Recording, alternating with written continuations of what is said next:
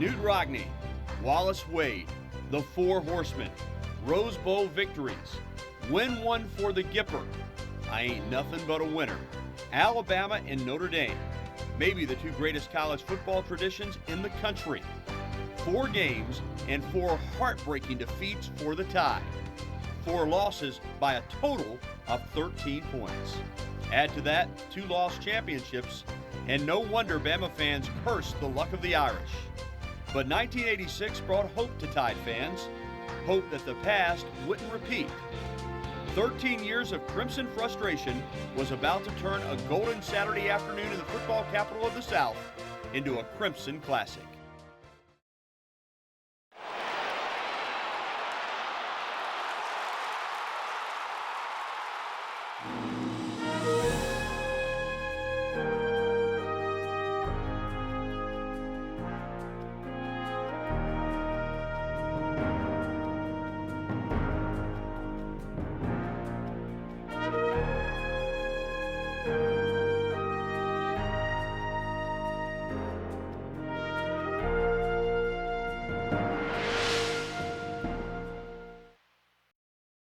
In its storied history of college football, the University of Alabama has won a lot of special games.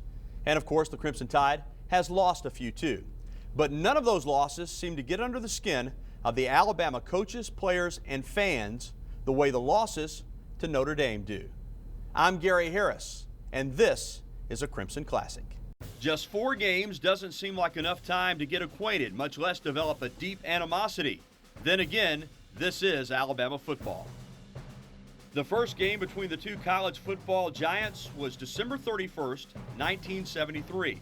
But it was 7 years earlier when the seed of dislike was planted. Some other events that had taken place in history where Alabama fans, and I think rightfully so, thought, no team except Notre Dame could have beaten out Alabama for national championships. 1966, Bama had just won back-to-back national titles, and the AP had voted the Tide preseason number 1.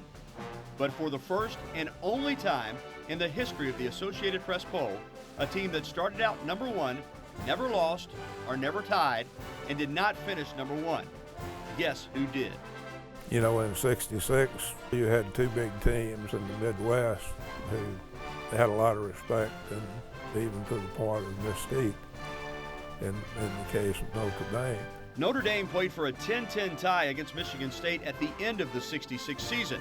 But the nation's sports writers voted the Irish number 1 and the undefeated, untied Crimson Tide number 3.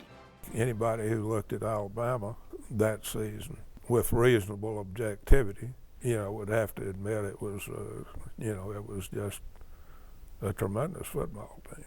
Like Alabama's mascot, the Crimson Tide faithful have long memories too. So as the 1973 season started winding down, and it looked like it was going to be number 1 Alabama versus number 3 Notre Dame, the talk of revenge for the Tide for 1966 began as well.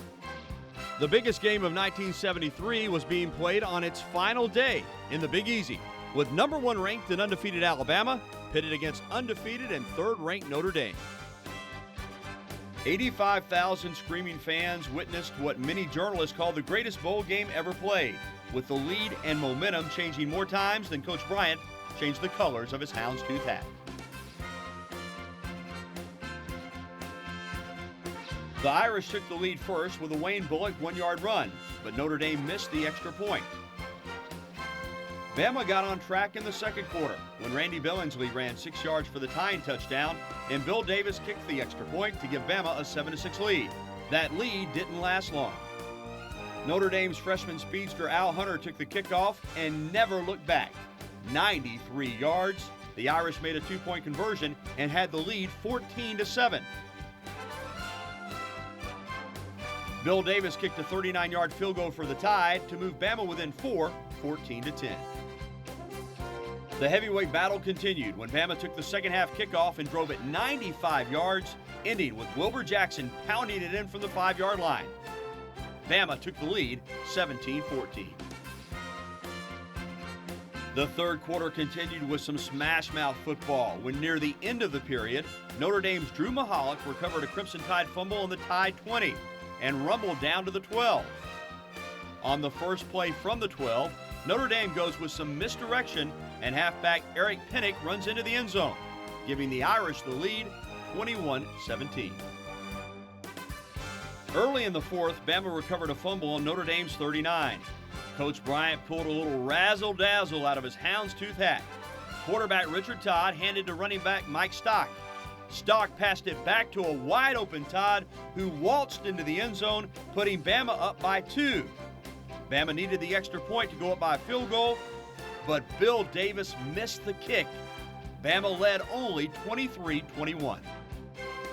With 4 minutes left, Notre Dame's Bob Thomas kicked the 19-yard field goal, and the Irish had the lead for good, 24-23. Now Bama had a chance after punter Greg Gant boomed one for the Tide and placed the Irish down on its own 1-yard line. Bama held on first and second down, but on 3rd and 8, Tom Clements found little-used tight end Robin Weber for the huge first down, and the Irish ran out the clock. Notre Dame won the national championship. Who would have guessed that these two powers, which had not played each other in the long history of college football, would play in back-to-back bowl games?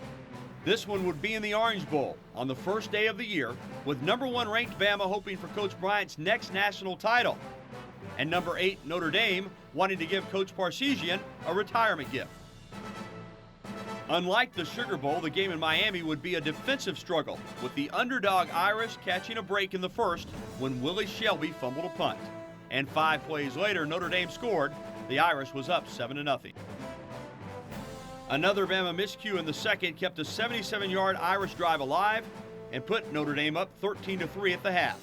The score would remain the same until the fourth. With the clock under 4 minutes, Richard Todd found Russ Schaum for a 48-yard touchdown.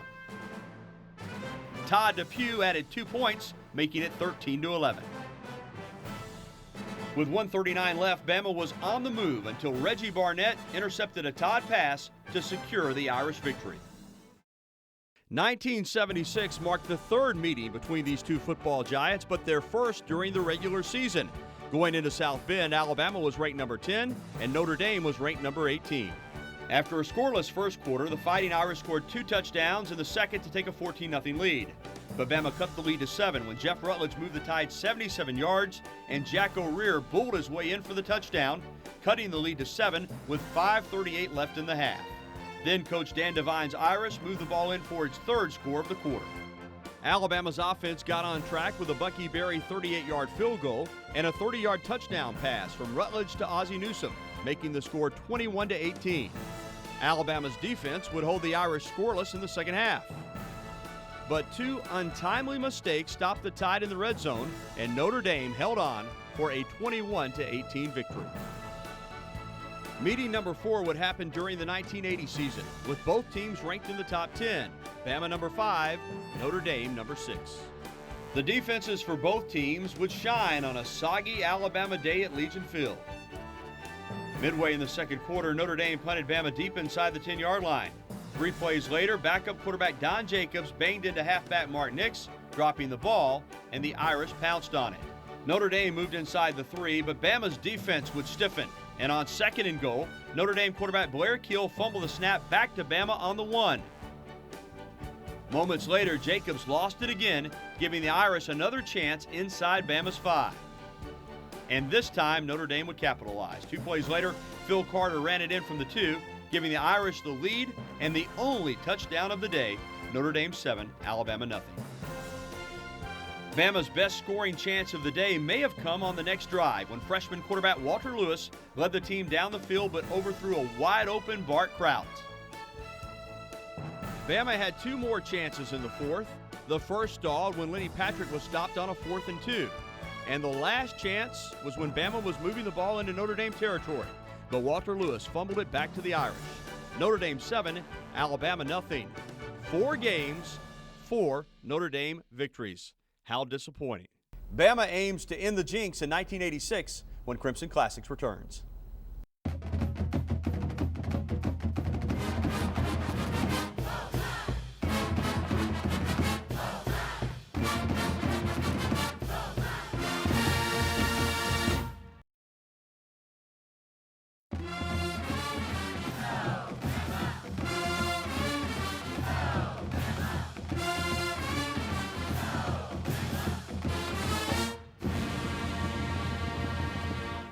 The 1986 game would take place right here at the football capital of the South, Legion Field. Let's hear from some of the players, then it's kickoff on Crimson Classics. Alabama head coach Ray Perkins wasn't involved in any of the 4 previous Notre Dame games, and all of the current players were in high school the last time the two teams played. But they understood the importance of this big game. The whole history of Alabama football, we'd never beat Notre Dame. That season itself was a very, very special season. They called that season the challenge. The fact that Alabama had never beaten Notre Dame before in history. I want to be that team that beats Notre Dame. It was to settle an old score. That's all in the world it was. But by golly, it was big. Just as important to the current team was the fact that Bama was ranked number 2 in the nation. And Coach Perkins impressed on the current players that the Notre Dame game was important because it, quote, is our next one. It's the obstacle, and that alone makes it a big game, unquote. But Coach Perkins, in his own way, just might have tipped his cap to his mentor during the coin toss. Coach Perkins allowed me to be the game captain because of my being recruited by Coach Bryant. And I'd like to think that he says, you know, this is the typical type Coach Bryant player. This would be a great statement and memory for Coach Bryant to allow one of his last players to stand as the captain of that Notre Dame in that Notre Dame game. It's a hot October day with the temperature on the AstroTurf at Legion Field reported to be around 112 degrees. Notre Dame kicks it off, and it's a touchback. Bama will start from the 20 with senior Mike Shula at quarterback. Kerry Good and Bobby Humphrey will have to tote the ball since Gene Jelks is out with an injury. It's Good up the middle for 1. A toss sweep to Humphrey, who cuts back and picks up the first down. The sophomore, who grew up within earshot of Legion Field, shows why he may be the best to ever carry the ball for the Crimson Tide. I had no idea that he turned out to be one of the greatest, if not the greatest running back in University of Alabama football history. Bobby just gave him a little slither and he was gone. We run in one particular play, I think we ran that one particular play 30-something times in that game. And you just knew when you looked at Bobby and he got hyped up, because Bobby was normally a quiet person, but when he got going, boy, you can look in his eyes and you knew that he wanted the ball and that he wanted to do something special with it. It's number 26 again for 2 yards. On 2nd and 8, a bad exchange between Wes Neighbors and Mike Shula, and the ball's on the turf. Shula under center has time, looks downfield, but overshoots Kerry Good out of the backfield. Former high school quarterback Chris Moore is on to punt, and he hits a howitzer. Talk about flipping the field position. 73-yard punt for a touchback. Notre Dame from the 20. Mark Green right up the middle as the Irish go for 15 and a first down. Notre Dame again in the stack I. This time it's Tim Brown up the gut. But Tommy Cole, with help from George Bethune and Greg Gilbert, make the stop after only a 3-yard gain. On 2nd and 7, it's a quick handoff to fullback Pernell Taylor for another 3 yards. Berline tries a screen. Cornelius Bennett on the blitz. It's complete to Green, and it might be a big gainer, but he slips short of the first down. Notre Dame will have to punt. This is the first time all season Notre Dame has not scored on its first possession. Notre Dame backs Bama up inside the 10 with 10:13 left in the first. Nothing fancy. It's Birmingham's own Bobby Humphrey up the middle for 9 yards. Now with a little breathing room, it's a toss sweep to Kerry Good for 7 yards and a first down. This time it's a toss play to the other side, but Wally Klein stops Humphrey before he can get going, a 1-yard loss. Shula drops back, and it's a shuttle pass to Good. From the 30, Shula's back to pass. He's looking for Greg Richardson, but it's overthrown, bringing up a 4th and 3. As Chris Moore comes in to punt, let's tune in to Paul Kennedy, Doug Layton, and Jerry I Like to Practice Duncan on the Alabama Radio Network. Notre Dame will rush 10 against this punt by Moore. Here they come, and he gets it away and hangs it high a second time. Wilson at his 28. Cuts left, comes back right, and whoa, down he goes. 5 Crimson Tiders on top of him. The first to arrive is reserve linebacker Willie Shepard. Here is Burline, the senior quarterback in his 33rd career start. A guy who's thrown for more than 5,000 yards in his 4-year career at Notre Dame. Play action and boom, down he goes. Cornelius Bennett, loose ball. No, the turf calls the fumble. Oh my goodness, did Cornelius Bennett bury him at the 25-yard line? Burline never saw Cornelius Bennett. He was coming from the blind side, and as Burline turned toward Bennett in an attempt to throw the football, Bennett absolutely unloaded on him. It wasn't intended to be the play that it was. Dog stunt with me coming from the tight end side. It was almost like Cornelius Bennett was in the huddle when they called that play. Now, I had the best seat in the house. Steve Burline back to pass. Burline trying to roll out. And I said, Cornelius, come off the corner. But this was an absolute, complete, untouched Cornelius Bennett. Burline never saw it coming. They just happened to run a bootleg into me. Coming off the line, Burline fakes left, reverses out, and within about 2 steps of him making the turn, before he can get his head around good, I was in his face. And he just exploded. And he just disappears. Blew him up. You know, that's a 30, 40 mile per hour impact. You hear this just thunderous, just hitting of helmets and pads. Probably the hardest I ever hit in one. I see the ball pop out. I recovered the fumble until, I'll go to my grave saying it was a fumble. I go to get on the ball. Cornelius even scooped the ball up. And it was just a perfect tackle at the right time to change the momentum of the game. It was such a powerful play that it had to make an impression on both teams. Great confidence builder for Alabama, demoralizing for Notre Dame.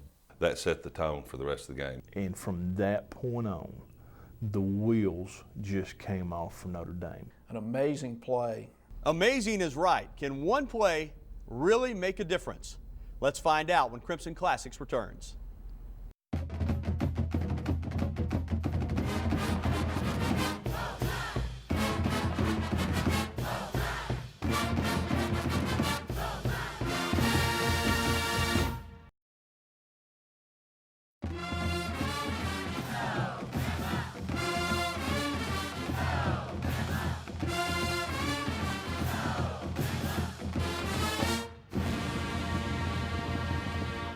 One of only 2 players in Crimson Tide history to be recognized as a 3-time first-team All-American, Cornelius Bennett is one of Alabama's all-time greats. A shaky Burline from the shotgun tries a shuttle pass to Braxton Banks, but Derek Slaughter and Tommy Cole stop him for a short gain. An incomplete pass, and Notre Dame has to punt, with the dangerous Greg Richardson back for the Tide. You go to punt the ball thinking, well, we just need to sit back and regroup, and then you punt it to Greg Richardson. Sorensen, and he'll have plenty of time to get it away. A high-hanging kick. Richardson at his 35. Looking for a wall on the left side. Breaks the tackle. 40, 45, midfield. Foot race. 40, 35, 30, 25, 20, 50, 10, 5. Touchdown, Alabama!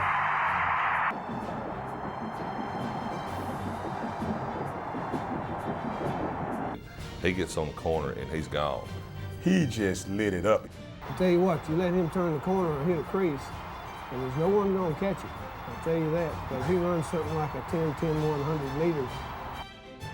But we set a wall, and I remember it was to our left side, and things just fell in place. If they didn't kick the ball away from Craig, they kicked it so he could get to the wall quickly. The players on the punt return team had great speed so they could get downfield, and there was 2 or 3 major blocks for Craig to break that. They can't do anything now. They're done. They are done. We've just shown them where we are and where they are. With the extra point by Tiffin, it's Alabama 7, Notre Dame nothing. Backup quarterback Terry Andrzak is under center. It's a toss sweep right to Anthony Johnson for 8 yards. It's Johnson up the middle for a Notre Dame first down.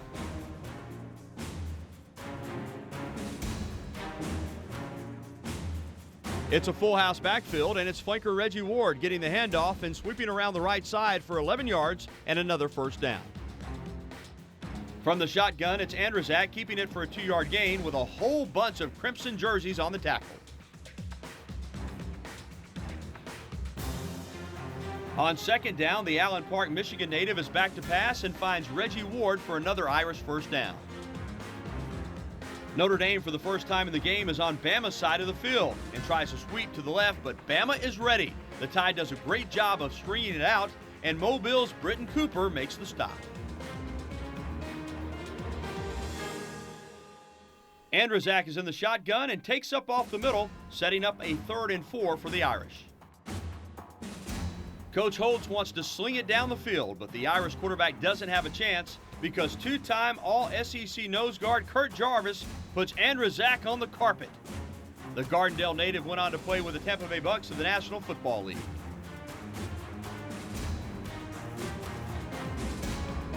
Alabama goes 3 and out, and the first quarter ends with Chris Moore punting back to the Irish. Burline is back in the game. You have to admire his toughness. He gives it to fullback Pernell Taylor for 2 yards. Taylor again, but this time he burst through the line for 20 yards and a Notre Dame first down. Burline pitches to future Chicago Bears running back Mark Green, but backup Alabama linebacker Phillip Brown dumps him for a 3-yard loss.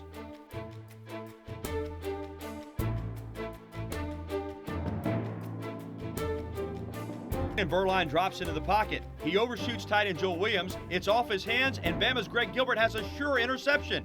But wait, a heady play by Williams as he tips the ball and smashes into Gilbert to break up the interception.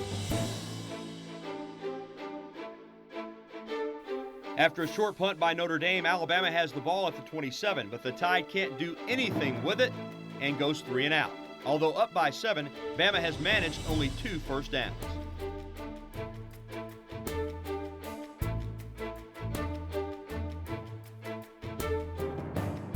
From the 38, Andrzak gives it to Taylor for 4 yards. On 3rd and 5, it's an option play to the right with Andrzak keeping for 16 yards and a Notre Dame first down. Notre Dame is just short of Bama's 40-yard line. It's Taylor again up the middle for 5. Notre Dame seems to be on the move, but Anthony Johnson is stopped before he gets started by a host of Crimson Tide defenders for a loss of 2.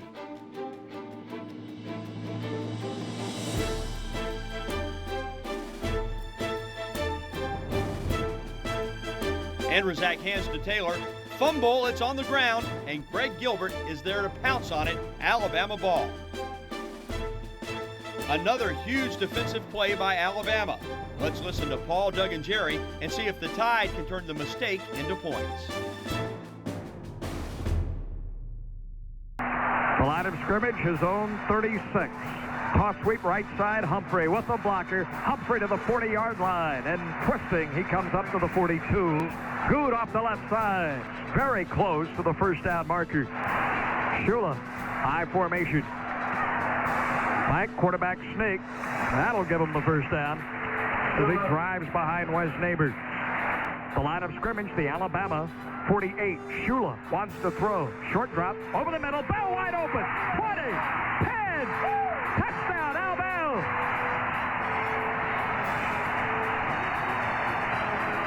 Nobody was there off the short drop. Bell flew down the middle of the field. Nobody at home. They may have caught him in a blitz. There was nobody there. Bell has the touchdown.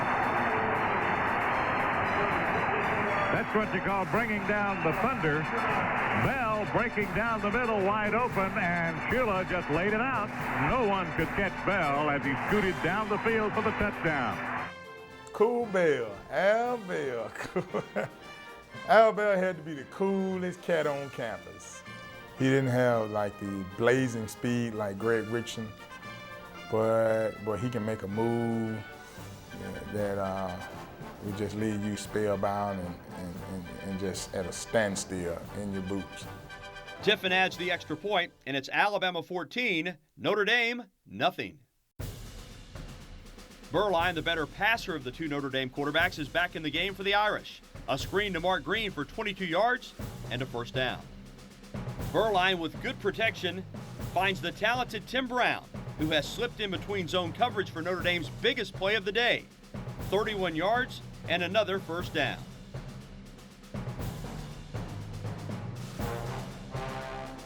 In the wishbone set, it's Irish fullback Tom Monahan up the middle for 3. After a 5-yard penalty is assessed against Notre Dame, making it 2nd and 12, Burline short hops one intended for Brown. Burline is back to pass, but the pressure is coming. He releases and throws to the boundary, but his wide receiver Milt Jackson cuts inside. It's incomplete and 4th down. With under 5 minutes left in the half, Notre Dame is attempting a 46-yard field goal. But it's wide left, no good. When we return, can Bama wind down the clock and go into halftime with a 14-point lead?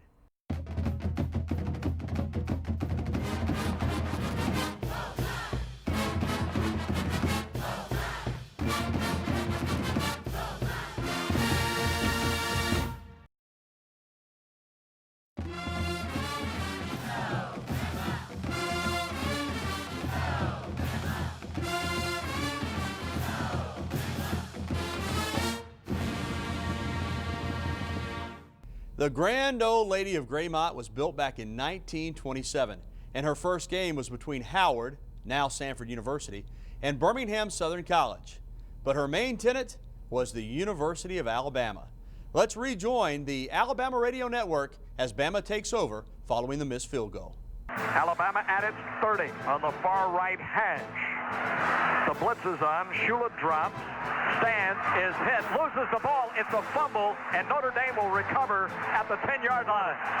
They give it to the second man through. That's Brown. They run the isolation off the right side, and Brown drives it inside the 10. Burline rolling left. Here comes Bennett, and it's thrown into the end zone and broken up. He was looking for his tight end in Andy Heck, and Gilbert, along with Cooper, were defending in the end zone on Heck. Burline straight back to throw. Releasing out of the backfield, wide open. Notre Dame touchdown, Tim Brown. He held at the line of scrimmage and then took off, was wide open, and it's a 14-6 game. Burline with his 18th touchdown pass of his brilliant career. Carney to add the point after. The spot, the kick, in the air, right down the middle. And this game tightens up as Notre Dame capitalizes on the Alabama turnover. It's Alabama 14, the Fighting Irish 7. Mike, toss sweep right side. This is good. Good is upended at the 22 by Kovalevsky. Second down, a long 7. Off the counter, Humphrey to the 25, across the 25 to the 26. Just across the 25, Shula dropping, setting, dumping, out of the backfield. He has Good, and Good has the first down. And more, 35 and up to the 40-yard line.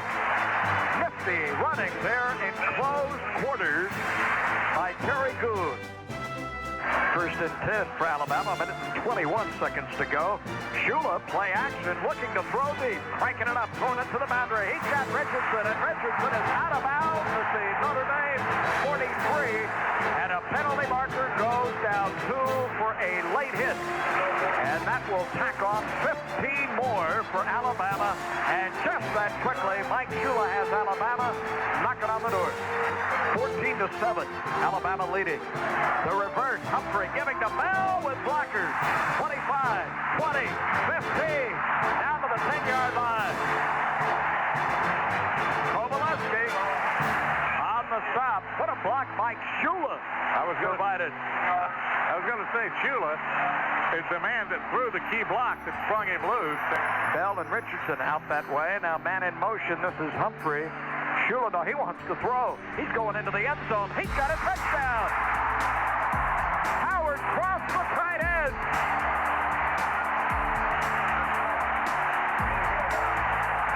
Mike Shula, Doug, is absolutely incredible. What a fantastic series conducted by Mike Shula, the senior from Miami, Florida. Straight down the field. Is there a better leader than Mike Shula? I probably could outrun Mike running, backwards, and he's going full speed forward. But as he proved as a quarterback, I mean, just growing up in his household and being around football all of his life, that was not a smarter quarterback in the nation. We had a very experienced line in that game. You had Wes Neighbors at center, Larry Rose at guard, Bill Condon at guard, Joe King at tackle, myself at tackle, and Howard Cross at tight end. And In the tight ends, you count them when they're blocking and when they're going out for a pass, but Howard was a good blocker. But wait, if you think Bama can go into halftime, just hold your lucky charms.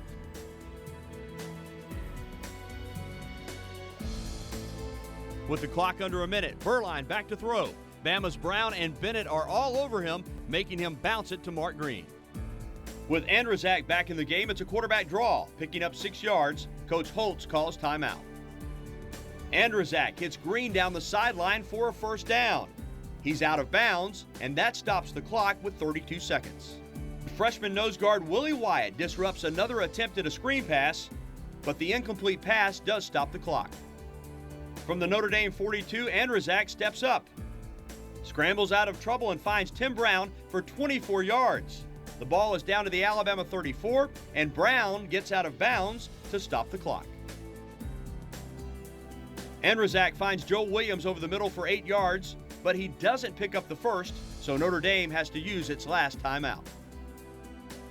From Bama's 26, Notre Dame is going for 6 instead of 3.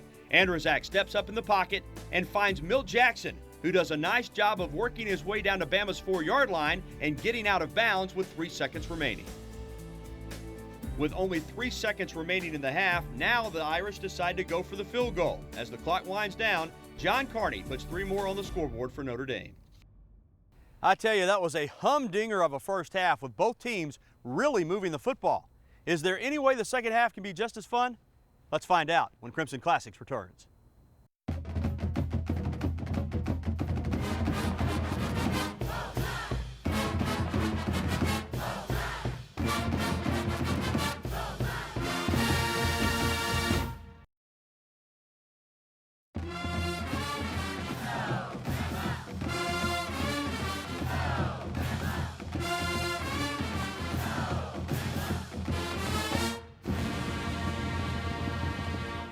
Just a couple of years before the '86 Notre Dame game, a high school football player was working right here at Legion Field as a vendor, dreaming of playing for the Crimson Tide and of scoring a touchdown in this grand old stadium just a stone's throw from his house.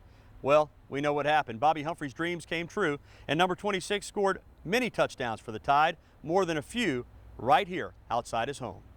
Let's take a look at the halftime numbers as we rejoin the Alabama Radio Network. Tide ranked second, gunning for its 5th win of the year. Tiffin kicks it high and deep, and Brown will start at his goal line. 5, 10, 15, 20, loses the ball. Alabama has the ball. Desmond Holloman strips him of it, and the Tide recovers inside the Notre Dame 20-yard line.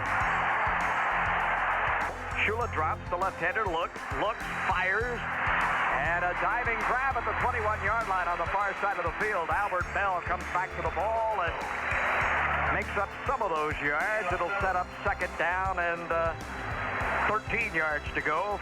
Shula backpedaling, sets at the 30, pumps, now rolls this way, feels the heat, throws deep, and it's out of bounds, incomplete. And now Mike Shula spins around and calls for timeout. Now Shula sends Humphrey in motion, headed toward the boundary. Now Mike drops, sets, throws. He's going into the end zone. Bell, touchdown! A leaping grab at the goal line for Albert Bell.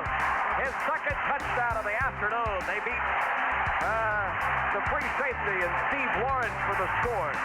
Touchdown, Shula to Bell. Mike with his 3rd touchdown strike of the day.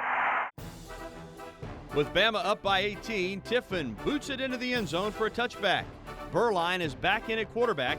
He hands to the fullback Taylor, who finds 11 tough yards and an Irish first down. Jasper native Tommy Cole stops the next play for a 1-yard loss. After a bad snap and offsetting penalties, it's 3rd and 9 with Andrzak back in at quarterback. He drops back and scrambles for 16 yards.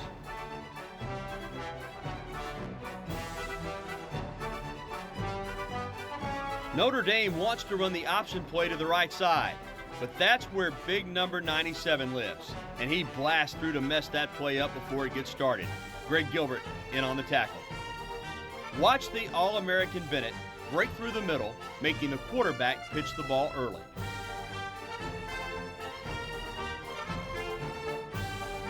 Andrzejczyk's whoopee pass doesn't have much whoopee. It's incomplete.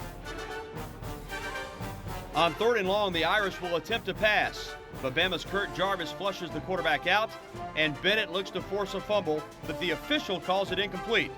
Looking at the replay, it was the correct call, but it's 4th down, Bama's ball.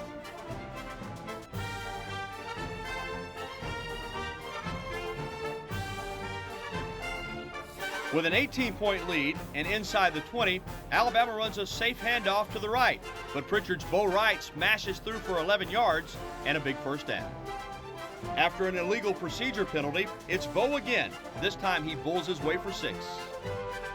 This time it's Humphrey for 1. On 3rd and 8, it's a swing pass out to Humphrey. It's a nice gain, but not quite enough for a first down. Notre Dame takes over at the 35, but the Tide is there. Look at all the crimson. Phillip Brown and Vantrese Davis, plus a host of others on the tackle.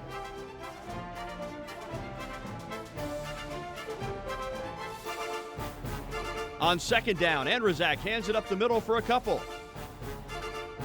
Back now to the Alabama Radio Network. Burline out of the shotgun, single setback behind him. Takes the snap, drops the throw, stands in the pocket. Here comes the heat, throws, but it's intercepted. Alabama has the ball at the 38-yard line. Freddie Robinson with the interception as Burline telegraphed the pass intended for Ward. And the crowd, as you can hear, is rocking in Legion Field. Bell comes in motion.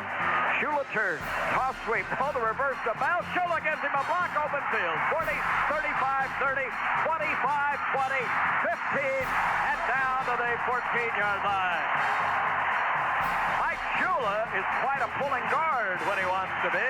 Larry Rose pulled there too, Jerry Duncan, and laid out a Notre Damer. Alabama is assessed 2 5-yard penalties in a row, making it 1st and 20 with 5:11 in the 3rd. It's a whoopee pass from Shula to Wright for 3 yards. Mike Shula checks off at the line of scrimmage and finds Bell for 9 yards. And if not for a shoestring tackle by Brandy Wells, it would have been 6 points for Bell. It's 3rd and 8. Shula attempts another Utah pass to Wright, but it drops incomplete. Van Tiffen will try a 29-yard field goal. He pulls it left, no good. Still, though, Alabama has a big lead, 28-10. Down by 18, Notre Dame attempts 3 straight passes. But solid defense by the Tide, including a great pass breakup by Freddie Robinson, forces the Irish to punt it away. Is the losing streak against Notre Dame about to be over?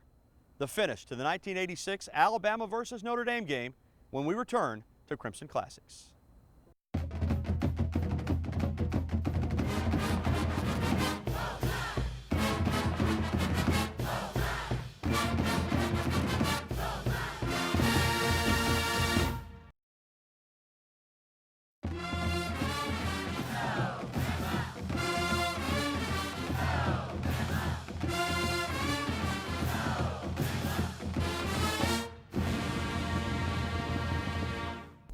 Let the celebration begin as we rejoin Crimson Classics. Well, I thought, Gus, it was one of the best crowds that we've had for any game since I've been here. You know, I thought it was just tremendous, and we appreciate the great support that they've given us all year, and especially yesterday. I think the crowd was into it a little more. I think one of our coaches probably put it very, very well, in that our fans and our people around the state, this game meant probably a little bit more to them than it did to our players and our team itself, simply because they sat through those 4 losses. Notre Dame starts the 4th quarter inside the Tide's 40-yard line. Burline to pass, but he overthrows his target. On 2nd and 10, it's a pitch to Tim Brown for 5 yards. A nice stop by Randy Rockwell. Down by 14, Coach Holtz makes this 4-down territory, but quarterback Steve Burline just doesn't have the time to find an open teammate. It's Bama's football. With 13:22 to go and the clock running, you can bet a pot of gold that Coach Perkins will play it safe. Humphrey on the toss sweep, it loses 2 yards. After another illegal procedure penalty, Shula to Humphrey. This time he gets 3. then Shula to right for 9 tough yards.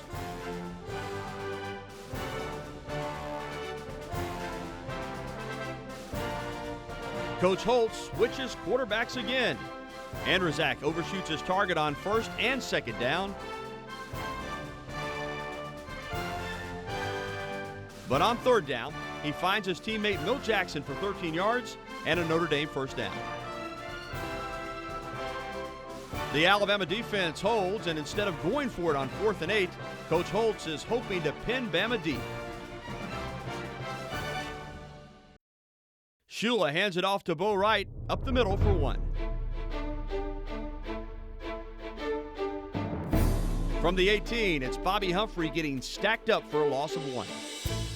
With the clock moving, Shula to right on the screen pass. It nets 4 yards.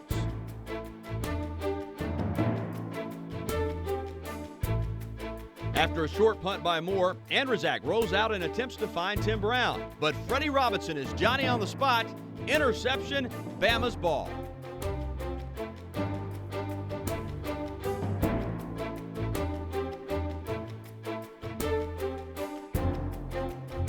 From Bama's 33, it's Humphrey on a toss sweep for 3.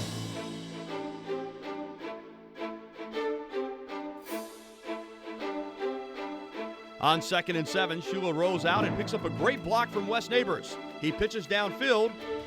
It's going to be overthrown, but no, Howard Cross goes up high and brings it down. On a day with big plays, there's one from a future 15-year NFL veteran.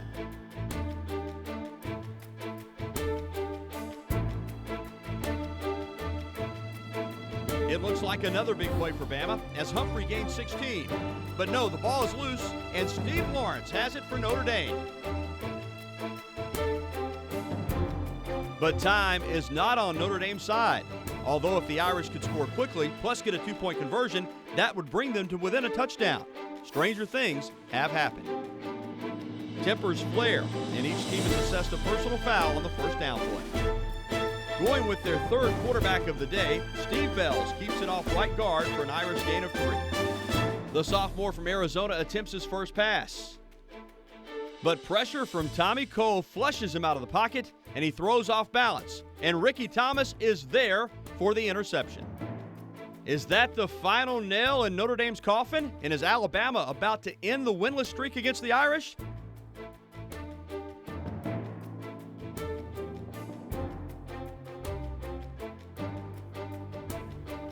Bama's ball with 5:01 to go. It's Bo Wright for a couple.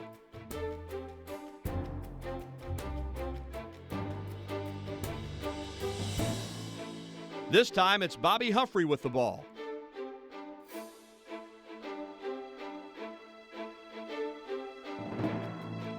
Shula drops back and has pressure, and instead of taking a chance, he goes ahead and takes the sack, and that keeps the clock running. With the clock running, Chris Moore comes in and tries to pin the Irish deep in their own territory. He pooched that one just perfect. What a job by the Thomaston, Georgia native. Coach Holtz is keeping it simple, and Bama is keeping everything in front of them. And the clock winds down, and Alabama has done it. For the first time in history, the Crimson Tide has beaten the Fighting Irish from Notre Dame. But if you look at the stats, it seemed the game was a lot closer than it was. Why? That ball game was based off some big plays. We had big plays in that game. That's what I remember. This is our day. And it truly was one of the greatest victories that Alabama's ever had. It has to be in anybody's top 10. As a team, sometimes you get to where you just can't find a break. And then there are times when you're out there and you just can't do anything wrong. There was a lot on this game for Alabama. It was to settle an old score. That's all in the world it was. But my golly, it was big. There was a lot on the Crimson Tide, but Bama lived up to the pressure and finally broke the streak. Alabama had never beaten Notre Dame. And that was the biggest thing that I remember thinking. I remember thinking before the game, or riding on the bus, going to Legion Field, going, you know, I want to be that team that beats Notre Dame. And you can bet Bama fans were ready for a Bama victory too. You know, after every Notre Dame game until the next one, you know, that was pretty much always the talk. We can't beat these guys, or we hadn't beaten them, but they felt Alabama fans felt like they should have won a few of those games, and I agree. You know, they had great opportunities to win them all, and you know, when you lose by 1, 2, and 3 and 7 points, obviously, you know, one play could change a game like that. The sack was no doubt a game-changing play, but so was the Greg Richardson punt return, and the Shula to Al Bell touchdown pass, and Freddie and Ricky's interceptions. Those were all game-changing plays, but it was also the great effort of all of the Crimson Tide players that helped break the Notre Dame jinx. The Tide would remain in the top 5 until they ran into a buzzsaw and the eventual national champion, Penn State Nittany Lions. But we'll leave that game to the archives at Penn State University. For the Bryant Museum, I'm Gary Harris.